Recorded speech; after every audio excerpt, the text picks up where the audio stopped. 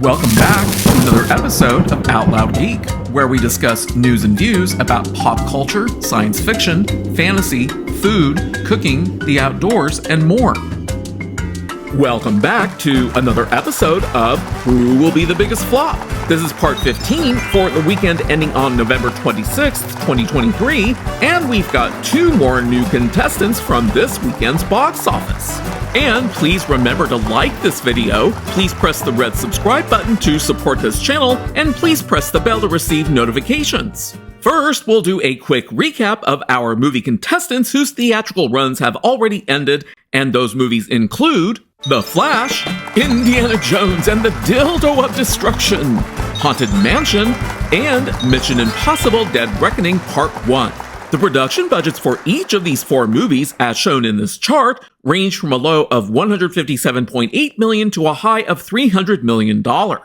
And we can estimate a break-even point range for each movie by multiplying each movie's production budget by 2.5 and 3.0 to account for the 50% of gross ticket sales that movie theaters keep for themselves, as well as the additional costs of marketing the movie and other miscellaneous costs that the studio pays above and beyond the production budget. We can visualize the estimated break-even point ranges along with the final global gross box office revenue earned by each movie in this next chart, which clearly shows just how much lower each of the movie's earnings were as compared to their respective break-even point ranges. And when we subtract each of the movie's final global gross box office revenues from their respective break-even point ranges, we'll get a range of losses in terms of global gross box office revenue that will then divide by 2 to account for the 50% of gross box office ticket sales that movie theaters keep for themselves.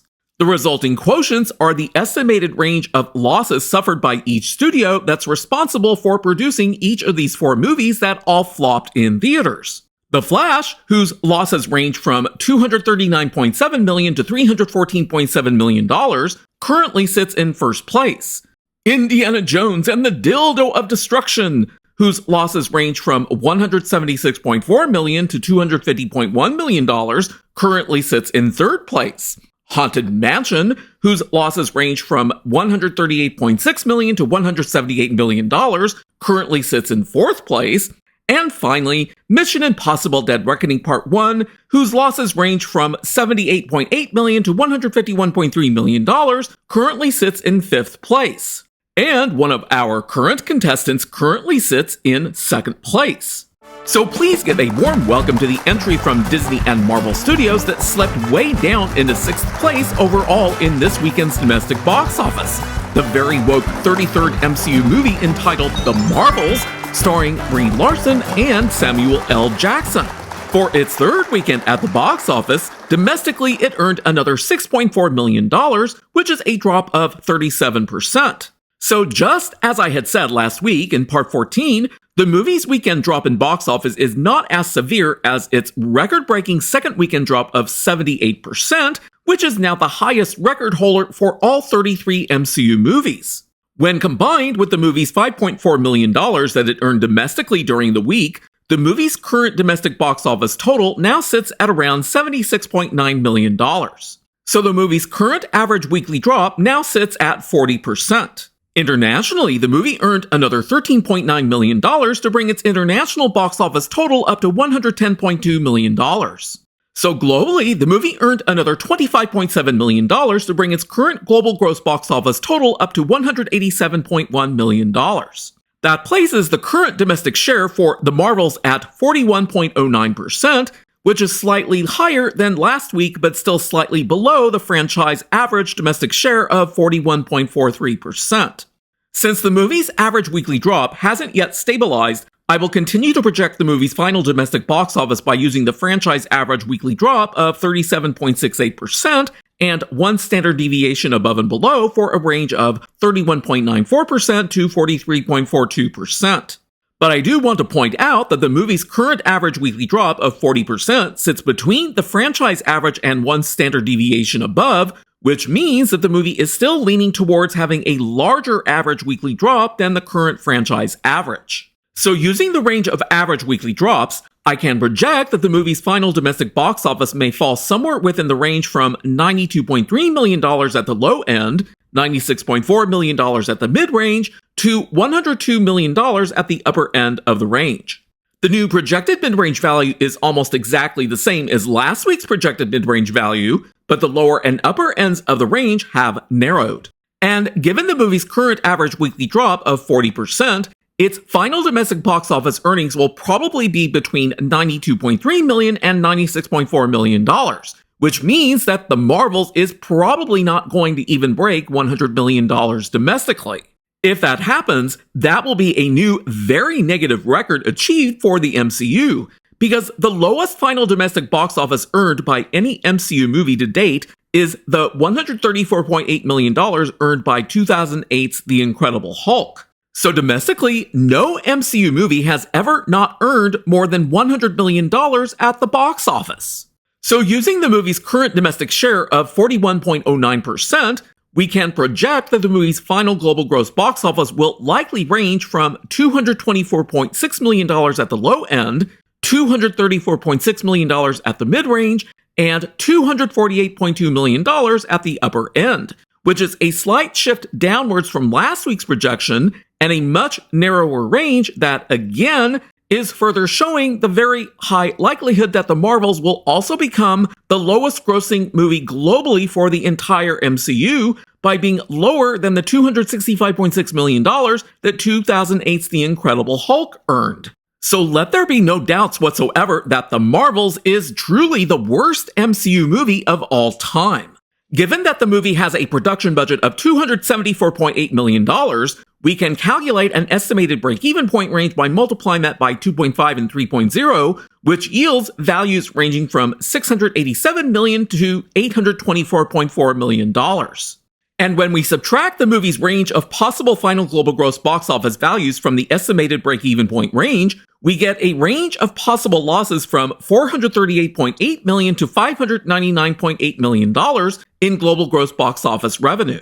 When we divide that range by 2, we get a possible range of losses for Disney and Marvel Studios ranging from $219.4 million to $299.9 million, which, as with last week, is keeping The Marvels in second place behind The Flash for biggest flop of 2023. Now let's have a warm welcome for Lionsgate's movie The Hunger Games: The Ballad of Songbirds and Snakes that stars Rachel Zegler. This was its second weekend at the box office, and it remained in first place overall at this weekend's domestic box office. Not only that, it also earned quite a bit of money over the course of the week.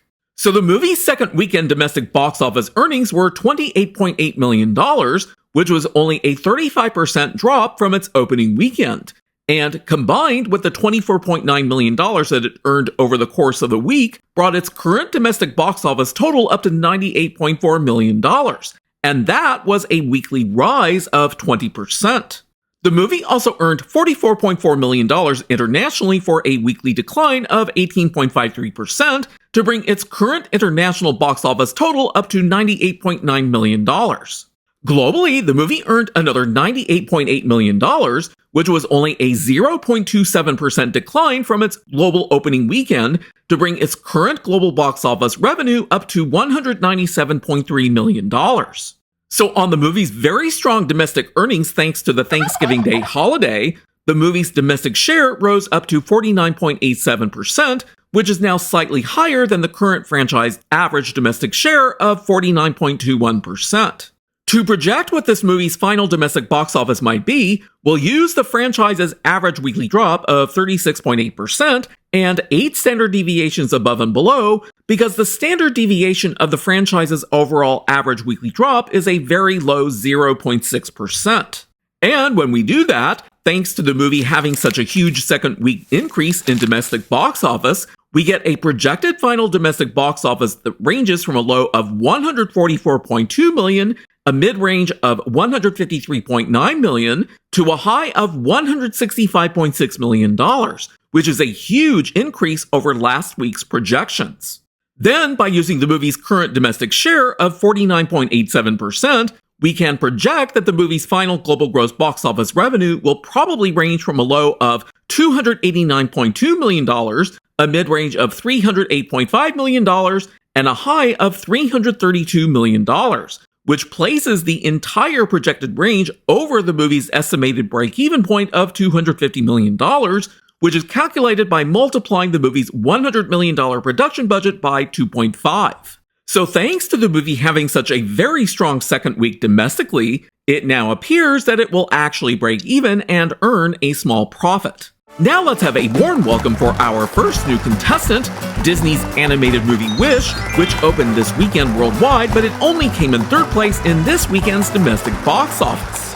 The movie only earned $31.7 million domestically, which includes $12 million that it earned by opening early for the Thanksgiving Day holiday. Internationally, the movie only earned $17.3 million for a global gross opening weekend total of $49 million, which isn't very impressive because this movie has a $200 million production budget, which when we multiply by 2.5 to get a mid-range estimated break-even point, that comes out to $500 million. Now, that's an awful lot of money that this movie needs to earn just to break even. But if we project how much money this movie may earn by using a possible range of average weekly drops ranging from 30 to 40%, we get the following range of possible final domestic box office values from a low of $79.2 million on the low end, $90.5 million at the mid-range, and $105.5 million at the upper end. And given that the movie's current domestic share is an incredibly high value of 64.69%, the movie's possible final global gross box office revenue may only range from a low of $122.5 million, a mid-range of $139.9 million, and an upper end of $163.1 million, which is nowhere near $500 million. Now, is it? So this movie may lose somewhere on the order of $336.9 million to $377.5 million in global gross box office revenue, which, when we divide by 2 to account for the 50% of gross box office ticket sales that movie theaters keep for themselves, leaves a range of possible losses for Disney ranging from $168.5 million to $188.8 million. And that's actually high enough to place Wish into fourth place behind Indiana Jones and the Dildo of Destruction, and displaces the two lower entries of Haunted Mansion and Mission Impossible Dead Reckoning Part 1 into fifth and sixth place. Now let's have another warm welcome for our other newest contestant for Who Will Be the Biggest Flop, which is an entry from Columbia Pictures and Apple Film, Napoleon starring Joaquin Phoenix. The movie earned $32.5 million domestically during its opening weekend, of which $12.1 million was earned by Thanksgiving Day. So not much more than what Wish earned domestically, but it did earn $46.3 million internationally for a global gross box office total for its opening weekend of $78.8 million. But is that good enough for this movie to eventually break even? Well, just like Wish, this movie's production budget is listed as being $200 million, which, when we multiply by 2.5, means that its estimated break-even point is also $500 million. Using a range of possible average weekly drops of 30 to 40%, when we project what the movie's final domestic box office revenue might be, we get values ranging from $81.2 million on the low end, $92.8 million at the mid-range, and $108.2 million at the upper end. And with a current domestic share of 41.24%, we get a range of possible final global gross box office values ranging from a low of $197 million, a mid-range of $225 million, and a high end of $262.2 million, which is nowhere near the estimated break-even point of $500 million. So the movie may lose somewhere on the order of $237.8 million to $303 million in global gross box office revenue, which, when we divide by 2 to account for the 50% of gross box office ticket sales that movie theaters keep for themselves, means that we get a potential range of losses for Columbia Pictures and Apple Film of $118.9 million to $151.5 million, which comes incredibly close to the range of losses estimated for Mission Impossible Dead Reckoning Part 1, putting it into a statistical tie. So to recap, The Flash remains in first place, The Marvels remains in second place, Indiana Jones and the Dildo of Destruction remains in third place, Wish takes fourth place, Haunted Mansion drops to fifth place, and Mission Impossible Dead Reckoning Part 1 joins Napoleon in a statistical tie for sixth place. So be sure to tune in next week for another exciting episode of Who Will Be the Biggest Flop? Thanks for watching today, and a huge thanks to everyone who has subscribed to our channel. We appreciate your support. If you enjoyed this video, please press the like button, and please feel free to share a comment. If you'd like to help support this channel, please press the red subscribe button, and please press the bell to receive notifications for new content. You can also find us on Facebook, Instagram, Threads, and Twitter by clicking on the links in the description. Until next time, this is Out Loud Geek.